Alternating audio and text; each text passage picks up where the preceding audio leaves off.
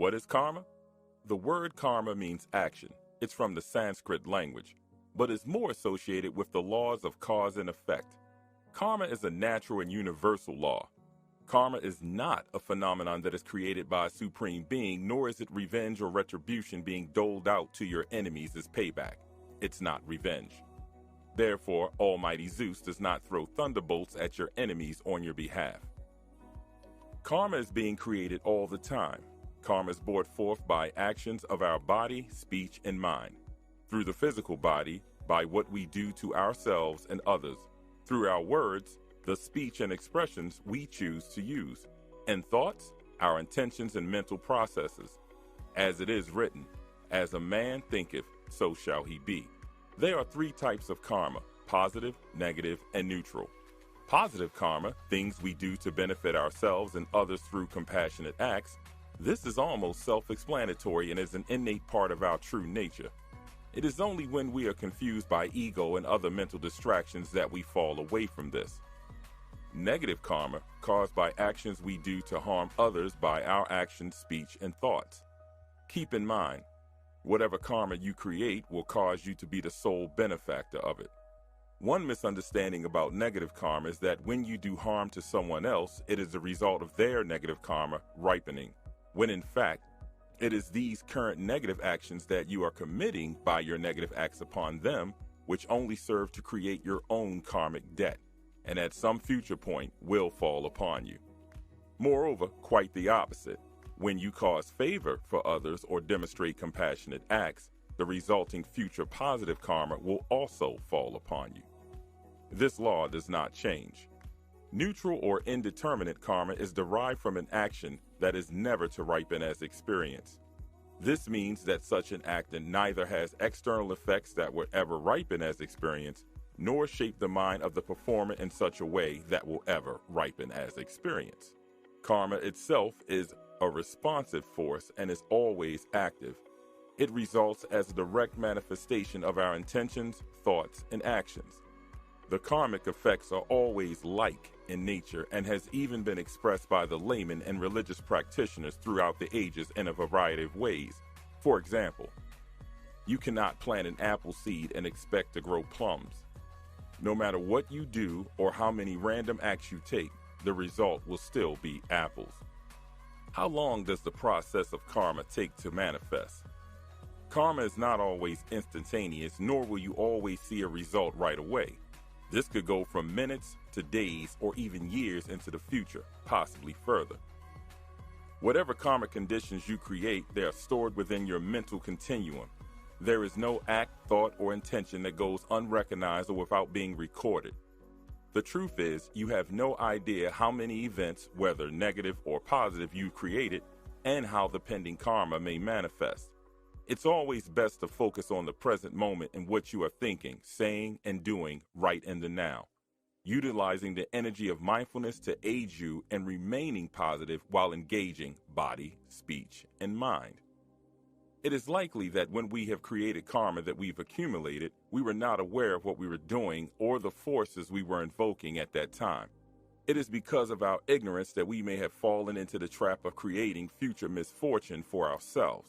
What we should not do is dwell on past negative activity by punishing ourselves in the present moment with thoughts of despair, anger, or anxiety. You cannot change your past. However, you can create the cause and conditions for positive actions to manifest for yourself and others. Truth is, we've all committed positive and negative actions, so it is of no benefit to continue passing judgment on ourselves and others.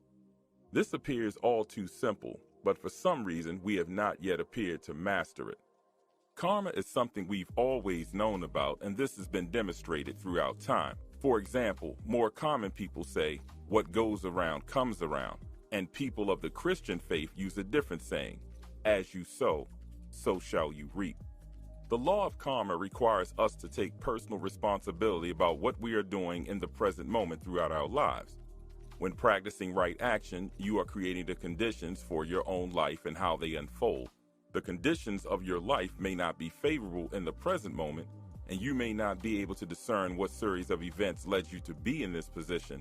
However, It is futile to dwell on the why and not move forward toward acceptance of what is and the possible solution out of your current circumstance.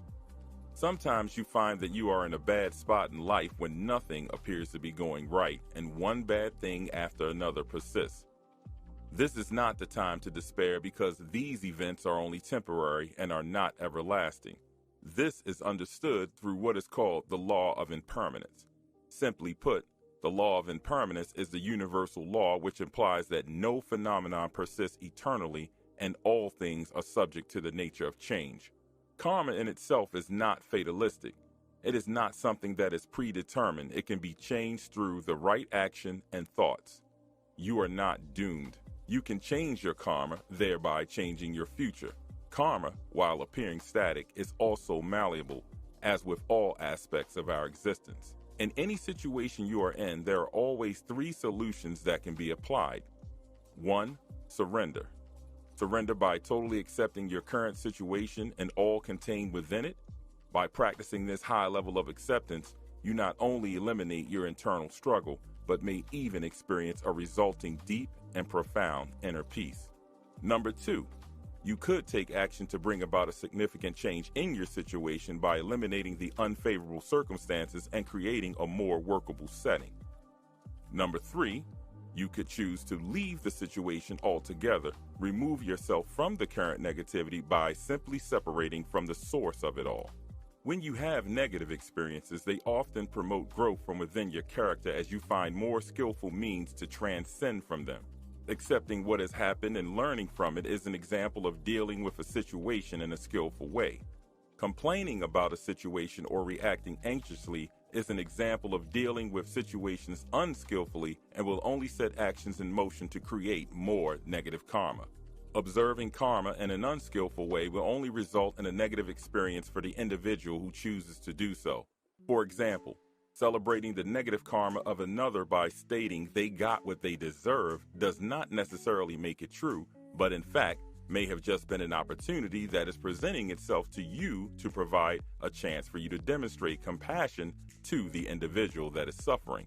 Karma carries with it a complex network of intertwining actions, causes, effects, and intentions, and trying to dissect its true nature with a mere mind will prove to be an impossible task.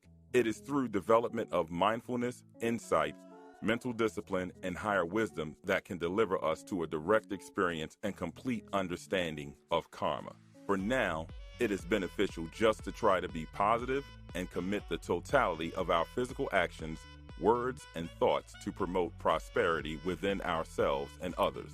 And as usual, I leave you with words of peace and tranquility. Namaste.